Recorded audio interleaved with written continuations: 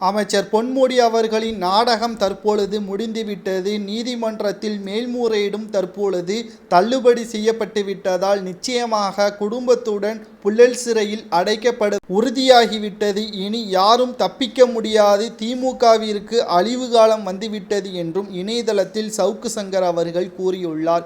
வருமானத்திற்கு அதிகமாக சுமார் 69.74% வருமானத்திற்கு அதிகமாக சொத்து வைத்ததால் செந்தில் பாலாஜி அவர்களை போல் தற்பொழுது பொன்முடி அவர்களும் அவரது மனைவி விசாலாட்சி அவர்களும் 3 ஆண்டுகள் சிறை தண்டனை மட்டுமல்லாமல் தலா 50 லட்சம் அபராதமும் உயர்நீதிமன்றம் நீதிபதி ஜெகத் ரட்சகன் அவர்கள் தீர்ப்பும் வழங்கினார். இந்த நிலையில்தான் தற்பொழுது பொன்முடி அவர்கள் சிறைக்கு செல்ல வேண்டிய தேவையில்லை என்றும் 30 நாட்களுக்கு பிறகு புழல் சிறையில் அடைக்கப்படலாம் என்றும் இறுதி தீர்ப்பு வெளியானது. இந்த 30 நாளில் சென்னை உயர்நீதிமன்ற தீர்ப்பை எதிர்த்து டெல்லி மேல்முறையீடு செய்தால் நிச்சயமாக வெளியே வந்துவிடலாம் என்று கனவு கண்ட பொன்முடி அவர்கள் திமுகவின் தரப்பிலிருந்தும் எந்த ஒரு தகவலும் இதுவரை பொன்முடி அவர்களுக்கு உதவி செய்யவில்லை. மாறாக பொன்முடி அவர்களுக்கு எதிராகத்தான் திமுகவின் தலைமையும் இருக்கிறது என்பதை தற்பொழுது அவர் உணர்ந்தும் விட்டார்.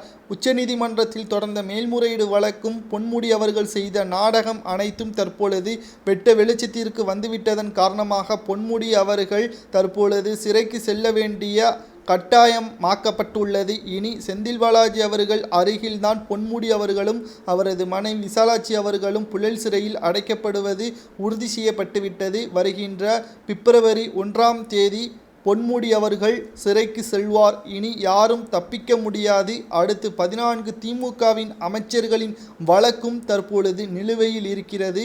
துரைமுருகன் அவர்கள் மணல் கொள்ளையின் மூலமாக 60,000 கோடி மெகா ஊழல் செய்திருப்பதும் குறிப்பிடத்தக்கது. அவரது வழக்கு அடுத்த வாரம் 15ஆம் தேதி வரவுள்ளதாகவும் தகவல்கள் வெளியாகியிருக்கிறது. பொன்முடி அவர்கள் செய்த அனைத்து தவறுகளும் தற்பொழுது இறுதி காலகட்டத்தில் அவரை ஒன்றாக சேர்த்துவிட்டது என்றும் கடைசி காலத்தை தற்பொழுது சிறையில்தான் கழிக்க வேண்டும் என்றும் தற்பொழுது இணையதளத்தில் சவுக்கு சங்கர் அவர்கள் கூறி